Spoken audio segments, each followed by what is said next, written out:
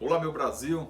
Estamos aqui na casa de Veronese, aqui na cidade de Princesa Isabel, estado da Paraíba. Veronese que é um cidadão que gosta muito da história do cangaço, é um conhecedor da história do cangaço, já leu vários livros e hoje nós vamos conversar um pouco com Veronese e ele vai falar um pouco sobre o cangaço. E Veronese, de antemão queria agradecer já por receber o nosso canal Brasil Mistura Fina em sua casa e a gente falar um pouco sobre o cangaço, falar um pouco sobre o Lampião, falar da história, né? Que mesmo sanguenta, mas não pode ser apagada. Nosso antecipadamente, nosso muito obrigado, viu, por nos receber. Veronese, eu queria começar com você falando dessa amizade de Lampião que tinha com o caboclo Marculino. Como se iniciou essa amizade? Por que essa amizade tão forte entre ele e o caboclo Marculino? Ronaldo, eu acho que a amizade de Marculino Pereira com o Lampião começou com o cangaceiro Sabino Gomes de Sá. Chamavam Sabino das Abóboras. Que a abóbora na época era uma fazenda que pertencia ao coronel Marçal Diniz, pai de Marculino e pai de Sabino Gomes de Sá, que foi cangaceiro, que morreu, foi assassinado no ano de 1928 na fazenda de Antônio da Pissarra, no Ceará. Aquela história que eu já lhe contei. Eu acho que a amizade nasceu daí, não tenho certeza. Agora, com relação ao assassinato do juiz, do doutor Ulisses, foi no ano de 23, no mês de dezembro de 23. Marculino visitou alguns amigos, comerciantes, em Triunfo, bebeu e foi bem à vontade para a festa que estava se realizando naquele dia, no dia 30 de dezembro de 23. Quando ele tentou entrar na festa, o doutor Ulisses disse que bandido de alpercata não entrava na festa. Ele estava bem à vontade, ele se preparou para ir para a festa. Eu não sei se já existia alguma coisa entre Marculino e o doutor Ulisses. Fato é que doutor Ulisses, fazendo uso de uma bengala, deu uma pancada muito grande no frontal de Marculino, a da testa, vamos ficar mais, né? Isso. Na testa de Marculino, que ele morreu inclusive com uma saliência aqui na testa, um caroço aqui na testa, dessa bengalada. E eu não sei bem a arma, se eu não estou enganado, foi com um punhal. Aí apunhalou o doutor Ulisses, correu, só que ele atrapalhou-se e entrou na casa de um familiar do doutor Ulisses. Aí os familiares mandaram que ele saísse. Ele teve apoio de vários amigos. Marculino era uma pessoa bem relacionada, por causa do pai, por causa do coronel Marçal Diniz e por ele próprio. E, se eu não estou enganado, foi preso. Lampião, naquele dia, naquele momento, estava no distrito, né? Distrito de Passo de Irerê, que na época pertencia à princesa. Aí mandou uma mensagem para o delegado que soltasse Lampião, senão ele iria com o bando e soltaria a força, né? Isso. E invadia, no caso. Invadia e soltaria. Pronto, o delegado soltou Marculino e depois, isso aí já é o segundo capítulo da história, Marculino foi a julgamento e Lampião deixou parte do grupo no cemitério de Triunfo e ficou entre Patos e Santa Cruz. Ele ficou como se fosse fazendo uma blitz. Militar fazendo uma blitz. Essa história já foi contada por Dona Jandira Góes. Você era uma professora, uma pessoa muito educada, memória muito boa, que eu gostava muito de conversar com ela, porque ela era assim, não obstante ser prima de Zé Pereira, mas ela era muito correta com as informações. Ela não Distorcia os não, fatos. de jeito nenhum. Aí esse Lampião ficou, parava todos os carros que iam para o julgamento de Marculino, o pessoal daquele princesa, os amigos de Marculino, e perguntava quem era, para onde ia, e ela ia em um dos carros, Dona Jandira ia. Ele não estava com a roupa de combate, estava com o chapéu comum. Aí perguntou quem era ela disse que era prima do coronel Zé Pereira, se podia passar, mas Marculino foi absolvido. Não precisou que Lampião usasse a força para que ele saísse do cárcere. Né? Do cárcere não, que a gente conhece ser preso. Aí Marcolino foi absolvido e tal. Mas eu acho, a opinião minha, eu sou assim contra a violência, gosto do diálogo, da paz, da boa convivência, mas eu acho que Marcolino agiu em legítima defesa. A não ser, que eu não sei, que eu até posso, num vídeo posterior, eu posso prestar essas informações, a não ser que já existisse alguma inimizade do juiz diferença do juiz com Marcolino. Mas o fato foi desse jeito. Quando ele foi entrando, o juiz Dr. Ulisses, que era filho do ex-prefeito de Triunfo, por nome de Dr. Ulisses também, disse: bandido de Alpercata não entra na festa. Aí Marcolino insistiu, ele bateu com a bengala, aquela história que eu contei no começo. E na época, tinha a figura do juiz municipal. Porque se eu não estou enganado, não era nem necessário você ser formado. Você era nomeado até pelo próprio prefeito. O juiz era nomeado pelo prefeito, era a figura do juiz municipal. Por sinal, o Major Zé Frazão, avô de Zé Dedezel, se não me falha a memória, ele foi juiz municipal aqui em Princesa. Pronto. Isso é o segundo capítulo da história do assassinato do juiz Dr. Ulisses em Triunfo, Pernambuco. Coronel, você falando em Jandira, falando no Coronel Zé Pereira, Lampião, me fez lembrar algo interessante. Segundo a história, no casamento do caboclo Marcolino, que na verdade esse caboclo ele não era moreno, ele era branco, né? Ele era branco, alto. Dá para eu entender, endeusado por aquela música de Luiz Gonzaga, né? O caboclo Marcolino. Eu vou lhe interromper. O bisneto dele tinha um contador, parece muito com ele. Só que ele era um pouco mais alto e mais forte. Mas tem... moreno mesmo não era? Não. Ele era branco, usava uma barba grande, usava um cachecol. Mais chamado de caboclo. Isso. Então o que eu quero dizer é o seguinte: segundo a história, na festa dele, no casamento dele, que demorou mais de um dia, 2 dias, mas certo. Lampião estava presente. Era amigo dele, normal, claro, participar da festa de casamento. Mas a história narra também que o Coronel Zé Pereira não se dava bem com Lampião, segundo a história. E aí eu pergunto a você que é um estudioso, que gosta da história, Coronel Zé Pereira esteve no casamento.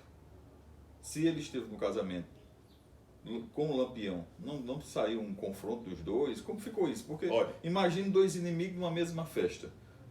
Eu sei pouco do casamento de Marcolino com Xanduzinha, né? Que por sinal foi namorada também de Dr. Severiano dos Santos Diniz. Ela namorou com o Severiano. Severiano que era médico. Médico. Era aqui de Manaíra. Mas princesense. Manaíra na época era termo de princesa, né? O que eu sei pouco do casamento. O que eu sei, que quem contou foi Dona Jandira Góes Pereira Lima. Era que abriu um quarto lá na casa de Marcolino, no dia do casamento, estava Lampião com outros companheiros, cangaceiros, jogando baralho. Os homens de confiança dele, né? Pronto. É o que eu sei do casamento, é isso aí. Essa história, se Zé Pereira foi ou não um casamento, eu não sei. Se eu soubesse, eu diria... Não, claro. Não sei. O que eu sei de Zé Pereira, pode até a família não gostar, mas é a história, né?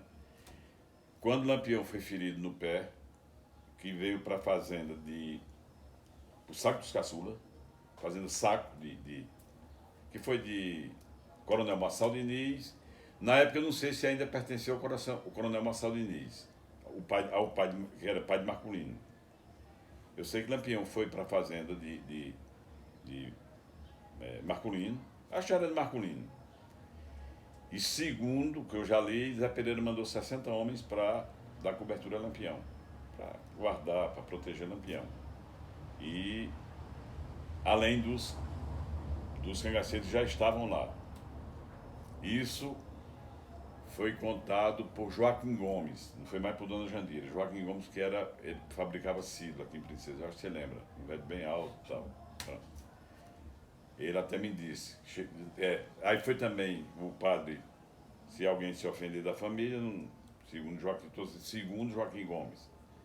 Foi também aqui o padre Floro Diniz, foi visitar Lampião. E Joaquim Gomes foi também. Chegou lá, ele estava sendo muito bem tratado, duas mulheres cuidando do cabelo dele, como se fosse um salão de beleza, ele com um rifle em cima das pernas, um anel muito bonito e brilhante. E os médicos que cuidaram dele, Dr. Severino dos Santos Diniz, que sofreu um balaço no pé, Dr. Severino dos Santos Diniz e Dr. João Lúcio de Triunfo. Severino ia e revezava com o Dr. João Lúcio, tratando do pé de Lampião, que infeccionou e tal. Tudo. Ele ficou na fazenda de Marculino. E essa história aí já foi contada por Joaquim Gomes. Depois, não sei porquê, aí houve um rompimento dele com Zé Pereira. Mas até onde eu sei é que Zé Pereira mandou gente para protegê-lo. Veronese, Virgulino Ferreira, o Lampião, né? Da Silva. Virgulino Ferreira da Silva Lampião, teve chance, claro, de vingar a morte do seu pai, né? O pai dele que foi assassinado. Fica a pergunta, por que ele não vingou? Que chance ele teve? Olha, Edivonal, na minha opinião, não sei se eu não vi livro nenhum, ele teve todas as chances de matar Zé Saturnino, né? É a causa Isso. toda. Eu acho que ele não fez porque acabaria o motivo dele continuar no cangaço, né? Ele morria, a história acabava com a morte. Se ele entrou no cangaço para vingar a morte do pai, e se ele tivesse realmente vingado a morte, acabaria tudo. Ele teve a oportunidade. Segundo, não sei se é Frederico Pernambucano de Melo, que é autor de Guerreiro do Sol, quem mais conhece da história de Lampião, é um historiador fantástico, é da Academia Joaquim Nabuco, aqui, acho que é a Academia Joaquim Nabuco, de Recife. Uma das vezes que ele teve a oportunidade, a mãe de Zé Saturnino era a madrinha dele. Aí ele cercou a casa de Zé Saturnino, aí a mãe pediu que ele não fizesse aquilo, não matasse, e ele tinha se comprometido com ela de deixá-lo vivo. Mas já outros escritores, historiadores, já têm versões diferentes, que ele não fez porque senão acabaria todo o motivo dele estar No cangaço. no cangaço. No cangaço. É. A morte de meia-noite. A morte de meia-noite, o meia-noite estava ferido.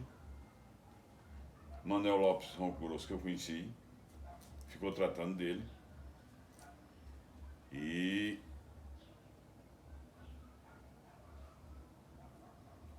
aí já fica uma coisa mais difícil de você narrar, porque compromete a questão de mandar, de mandante, e tudo. Mas para complementar, a meia-noite, Ele estava no cangaço ainda? estava. Ele foi ferido, ele foi defender a namorada dele. E foi cercado pela polícia, reagiu heroicamente, foi um dos homens mais valentes do cangaço. E Manuel Lopes Ronco Grosso, que se dava bem com ele, ele ficou lá numa grota, num esconderijo. Aí Manuel Lopes Ronco Grosso passou a tratar dos ferimentos, e depois, a mando de alguém daqui da região, assassinou meia-noite, cortou a orelha, enrolou no lenço e trouxe aqui para a Princesa Isabel. E jogou em cima da mesa a orelha de meia-noite. Falando em mortes, e você falou no início da nossa conversa sobre Tony da Pissarra, segundo a história, Lampião chegou a mandar um dos homens de confiança dele a matar Tony da Pissarra e ele não realizou o crime. Eu queria que você falasse um pouco sobre isso. Eu vou começar pelo fim. Ele mandou o cangaceiro Moreno. Moreno era irmão de Jacaré, que matou Delmiro Gouveia. Jacaré era remanescente de Antônio Conselheiro, de Canudos. Canudos. Pronto. Quem mandou, quem transou não, arquitetou, quem organizou a morte de Delmiro Gouveia foi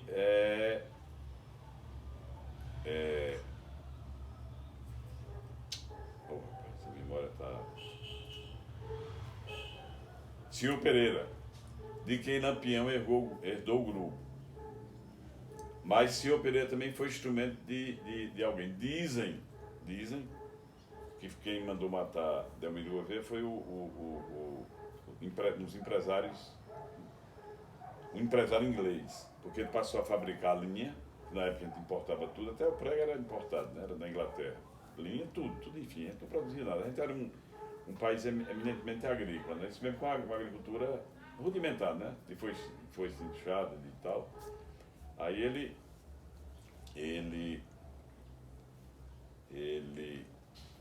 Delmiro Gouveia passou a concorrer com essa multinacional inglesa. Aí dizem que esse empresário via Senhor Pereira, aí ele foi assassinado Delmiro Gouveia, que foi um grande empreendedor. Primeiro ele fez o mercado do Derby em Recife. Sim. Botaram fogo. Ninguém sabe isso, até hoje ninguém sabe o motivo. Aí veio para a Pedra e começou, foi quem primeiro construiu uma usina elétrica, né, pequeno porte. Ele é empreendedor, é cearense. Aí tu perguntou mesmo o quê? Sim, tá, tudo bem, vamos voltar lá.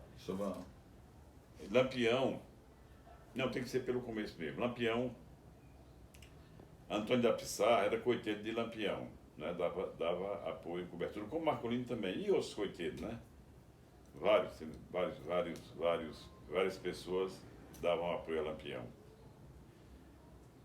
Lampião ficou na fazenda de Antônio da Pissarra, e Antônio da Pissarra foi ao Juazeiro comprar munição, comprar arma, comprar alimentos, e começou a demorar. E Sabino Gomes de Sá ficou impaciente, tal. Aí foi até a casa, tentou ir até a casa de Antônio da Pissarra. Tinha uma cerca de vara, que ele teria que pular a cerca de vara, né? No percurso, ele teria que pular uma cerca de vara. Estava chovendo, aí Manuel de Souza Neto era o comandante de volante, tinha pego Antônio da Pissarra e a família, que tinha torturado e tal. Aí Antônio da Pissarra deu toda a dica de onde Lampião estava, né, com os demais cangaceiros. Só que Manuel Neto fez um cerco como fosse uma ferradura, em U. Quer dizer, 3 partes estavam cercadas pela polícia e uma parte não. Aí Sabino, Antônio da Pissarra começou a demorar, Sabino foi, quando ele pegou na estaca, que botou o pé na cerca, estava chovendo muito e muito relâmpago. Aí na hora do relâmpago, um dos soldados de Manuel Neto, atirou, pegou na virilha de Sabino Gomes de Sá. Resgataram Sabino, o grupo de Lampião, saíram por esse local que não tinha polícia, essa abertura, essa passagem, tiraram Sabino para longe, Manuel Neto não conseguiu alcançá-los, e, se não me engano, 2 ou 3 dias, Sabino botou o dedo no ferimento e levou o dedo até o nariz. Já sentiu um cheiro de fezes, já estava febril. Aí ele viu que não estava, que morria, né? Ferimento grave de fuzil. Aí pediu a mergulhão, se não me engano, mergulhão 2, que foram, parece que 2 mergulhões ou 3. quando morria um, Lampião botava outro com o mesmo nome. Isso. Para dar a ideia de que aquele cara não tinha sido, que aquele cangaceiro não teria sido assassinado. Aí Sabino pediu a Lampião que desse o tiro de misericórdia. Sabia que ia morrer. Lampião disse que não mataria um amigo. Aí ele pediu a Mergulhão. Mergulhão já foi morto em 38 em Angico, 10 anos depois. Isso foi em 28, Angico foi 38, né? Julho, se não me engano, 38. Aí ele pediu a Mergulhão, o Mergulhão disse, eu lhe atendo. Aí tem duas versões. Uma que Marculino, que Sabino cobriu o rosto com um lenço, e outra que ele cobriu o rosto com um chapéu. Eu acredito mais na versão do chapéu. Aí ele disse a Mergulhão, combinou com o Mergulhão, disse, olha, eu vou rezar o Pai Nosso. Quando eu disser amém, eu cubro meu rosto com o chapéu e você me executa. Assim o Mergulhão fez. E o corpo desapareceu. Ninguém sabe onde Sabino foi sepultado. Porque era uma estratégia de Lampião também, ele não deixava um companheiro servir de troféu para a polícia, né? Você vê que quando eles foram assassinados, eles cortaram as cabeças, saíram, viajaram com as cabeças todo canto, né? Era um troféu, né? Era um troféu, claro. Era um troféu. Aí ele... Pronto, a história de Sabino termina aí. Lampião dizem até que Lampião chorou com a morte de Sabino. Ele gostava muito e era um cangaceiro muito fiel, muito valente e tudo, né? Aqui Princesa tem muito a ver com cangaço. A gente tem a história de Marculino, a gente tem Sabino, como de Sá, né? Sabino das Abóboras. Tem aqui, que é quase, vamos dizer, Princesa, Luiz Pedro do Retiro, que foi, eu acho que quem mais... Foi o cangaceiro com a vida mais longa do cangaço, esse foi Luiz Pedro, que era aqui do Retiro Triunfo, que morreu em Angico, né? Morreu junto com Lampião, Maria Bonita. Morreram 11, né? Quinta-feira e outros, né? Foram 11, né? Aqui a gente tem muito a ver mesmo com o cangaço, né? Com o cangaço. É. Veronésio, o título de capitão dado a Lampião, que foi concedido, segundo a história, pelo padre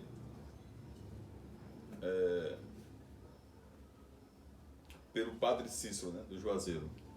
Não foi só o Padre Cícero, foi também Floro Bartolomeu e outra autoridade lá do Juazeiro. Porque foi o título de capitão, era o Exército Patriótico. Ele foi capitão e Antônio Ferreira era tenente. Mas tenente mesmo do Exército Patriótico. Tenente oficial mesmo. Oficial. Por quê? Houve o movimento de Prestes, a coluna Prestes, né, que saiu do Rio Grande do Sul, percorreu todo o Brasil, foram 23 mil quilômetros de caminhada, mais do que a grande marcha de Mao Tse-tung na China, que só foram 12 mil quilômetros, passaram inclusive aqui em Princesa, né? Coluna Prestes. Hoje o Nordeste ainda é um pouco esquecido, imagina naquela época, né? Não, claro, muito mais. Aí era muito mais o perigo para o governo federal era Prestes, não Lampião. Lampião estava só no Nordeste, né? Aí ele foi, chamaram ele até Juazeiro, lá ele recebeu, tem até a farda, recebeu farda, o chapéu do exército e tal. E aí ele passou a ser capitão, recebeu a patente de capitão, e Antônio Ferreira de tenente, recebeu munição, arma, mas ele nunca deu importância a Prestes. Não tinha interesse? Não, nenhum. Porque Prestes tem nada a ver combater com a coluna. Não, nada a ver com a coluna. Prestes tem nada a ver com o Lampião. Aí, mas ele foi capitão, realmente capitão, oficialmente capitão. Oficialmente capitão. Veronésio, você já esteve em Angico? Estive. Esteve em Angico. Eu vou fazer 5 perguntas rápidas para a gente encerrar. Para quem gosta da história do cangaço, qual livro você indica? Guerreiro do Sol. Guerreiro do Sol. Guerreiro do Sol, de Frederico Pernambucano de Melo. Lampião, bandido ou herói? Lampião foi um produto do meio, né? Da época, né? Você tinha duas opções. Lampião perdeu o pai, né, assassinado. Em consequência da morte do pai, a mãe morreu também. E só tinha duas opções na época. Você ser bandido Ou ser...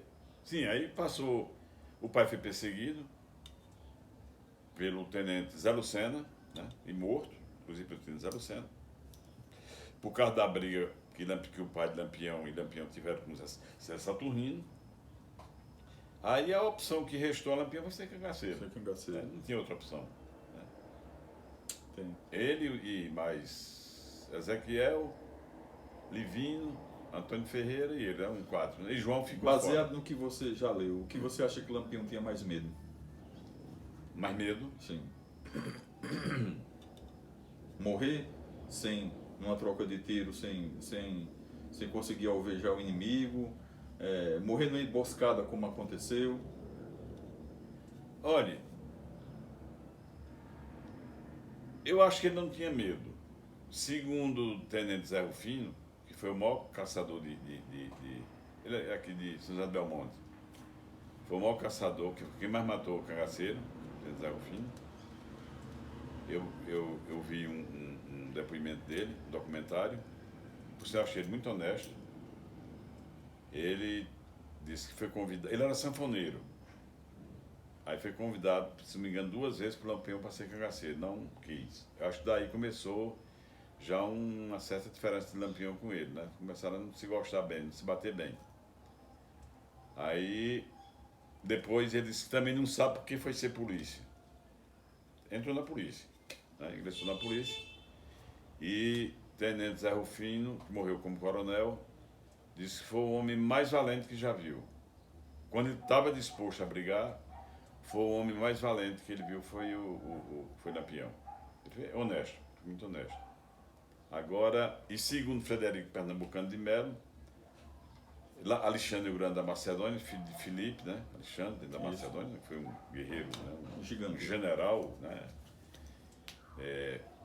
Diz que Alexandre não foi maior do que Lampião. Mesmo com aquela quantidade de... Alexandre tinha uma quantidade de homens. Não, mas aí não é você não vamos para a quantidade, vamos para a qualidade. A questão da estratégia, de Lampião, das estratégias, sobreviver 20 anos brigando contra 5 estados, né? 5 estados da federação, né? Não é brincadeira, né? As mulheres, elas... Até um ditado popular, vida cangaceira, né? Às vezes as mulheres menstruadas e a polícia nos calcanhares, elas não tinham nem como fazer o asseio, fazer a limpeza. As varejeiras, elas andando as varejeiras atrás. Daí eu acho que a história de vida cangaceira, né? Tanto o sofrimento era grande demais. Tinha momento também de muito lazer, né? O Lampião mesmo gostava de conhaque, era sanfoneiro. Isso que eu ia perguntar, por que essa vaidade dele tanta de... Era vaidoso demais. Era E para a época não era... Compositor, tocava fole. Ele era... Tocar eu até sabia, mas que ele era compositor. Lá vem Sabino com Lampião, chapéu de couro, fuzil na mão. Dizem que é composição do Lampião. Composição do Lampião. Veronese, a gente só tem a agradecer a você. Nada. Em outra oportunidade a gente senta para falar mais sobre a história do cangaço. Eu já vou te pedir antecipadamente para fazer outros vídeos falando mais sobre o cangaço. E pedir a você de casa para ir compartilhando, dando o seu link, se inscrevendo no nosso canal, que o Brasil Mistura Fina vai trazer muito mais histórias para você aí de casa. Nosso muito obrigado a Veronese. Obrigado a você de casa. E como costumo dizer, pé na estrada, Brasil.